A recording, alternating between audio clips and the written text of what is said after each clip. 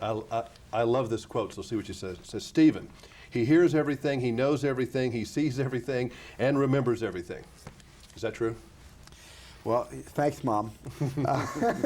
Thanks for the quote, Mom. Well, you know, I don't know.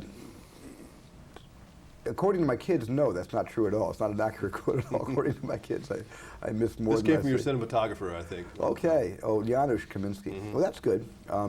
Because sort of together as a team, we're in the business of seeing things, and we have to.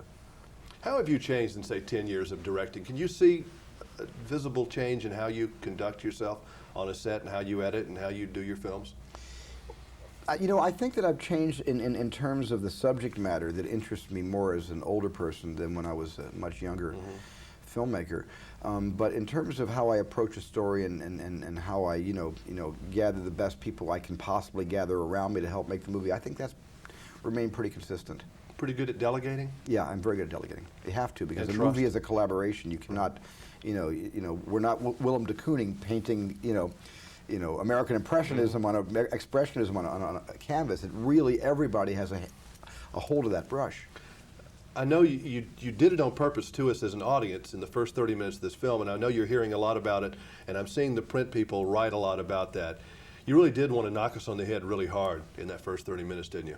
Well, not in a sadistic way. I simply wanted, you know, people to understand that these soldiers fought the war very close to the way we've attempted to represent it.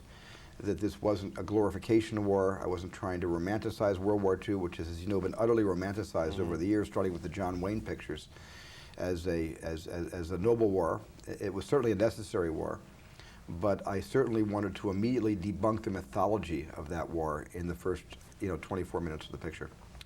So you've said, I think, before that John Wayne probably would not like this movie. Why? Well, I don't think John Wayne would like the movie because I don't think the movie, characterizes the war as something to aspire to become part of. You know, it represents, you know, what happened as graphically as the people who have written about the war, like Stephen Ambrose and the veterans who fought in that war who reported directly to us. I mean, it's their story that I really wanted to tell. I wasn't really interested in telling a sanitized version of that war because they didn't fight a sanitized war. You know, some of my favorite movies, as I went back thinking about after I've seen this movie, I said, man, some of my favorite movies are like The Great Escape.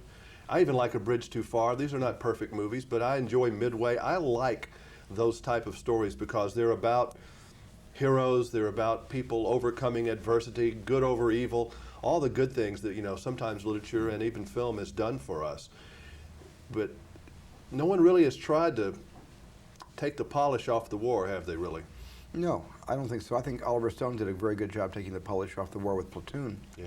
And I think there's a couple of really good anti-war movies that were made in the 50s, like Sam Fuller's Steel Helmet, that took the polish off the war. Even William Wellman's film Battleground, made in 1947 after the war, you know, somewhat tried to represent what really happened in Bastogne.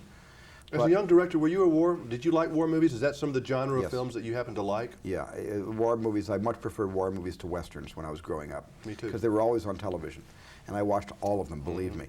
But it wasn't until Vietnam came on television, literally every night, and I began watching that, and my friends began going over to Southeast Asia. We were all in college, and a lot of my friends were drafted, and I was just on the verge of being drafted before I became I was fortunate enough to have a high lottery number when the lottery was inaugurated. But that changed it for me, and that was the time that I realized that war was not all that it was shown to us over the years. Do you worry, you know, you're a video game guy. I know you and Robin Williams play all the time. Some kind of high-tech thing you guys do that I've never quite understood what this is. But do you think that we've really gotten the generation now that are really into this video game thing, and they don't realize that people really maybe die and they get bloody and their arms come off and horrible things happen in war? And you're going to show them, they're going to learn. Yeah, they're going to.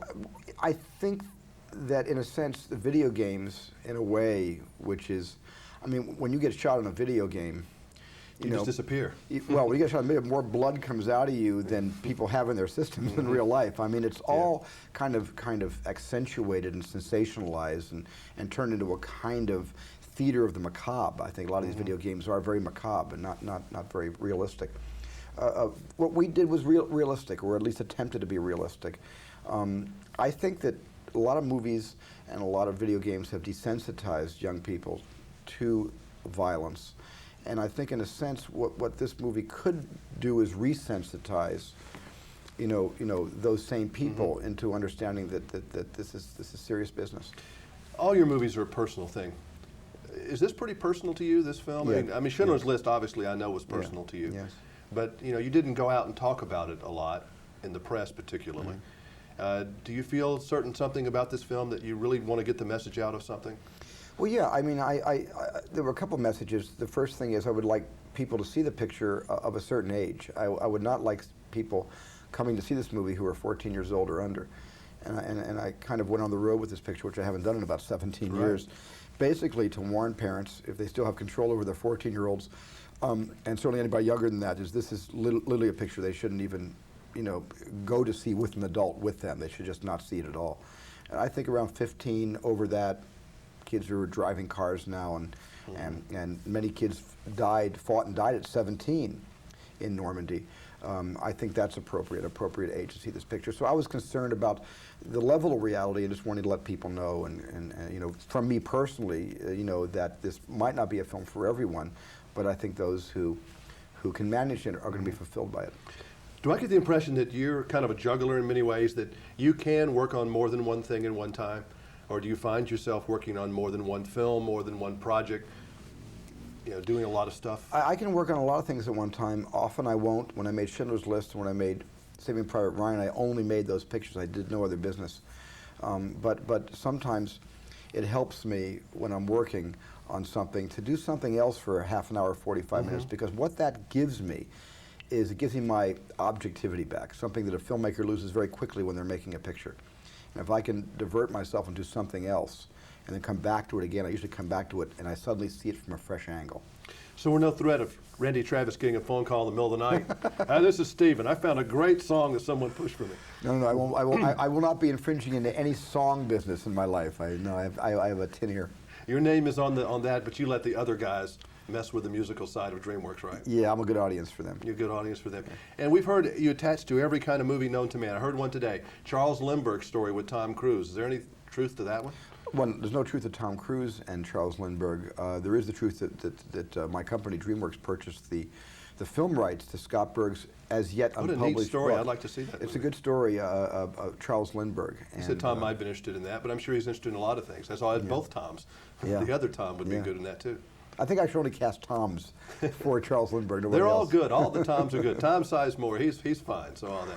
Well, it's good seeing you again, and this is really a special movie. And I'm glad you I was wondering, my 12-year-old, who's a pretty sophisticated moviegoer, I didn't think I was going to expose her to this, but you never know anymore. I don't know where to go with that sometimes. Yeah, I just know that every family knows their children really well, and they're the ones that need to be the judge of that. But I'm just sort of telling people who will listen to me that I don't want my children who are under 14 to see this picture. So 16, driver's license and up. Yeah, I mean, driver's permit and up. 15 and up is I think is okay, and then 14 below is not. Thank you. Thank you very much. Thanks. Yeah, I never know anymore with these kids.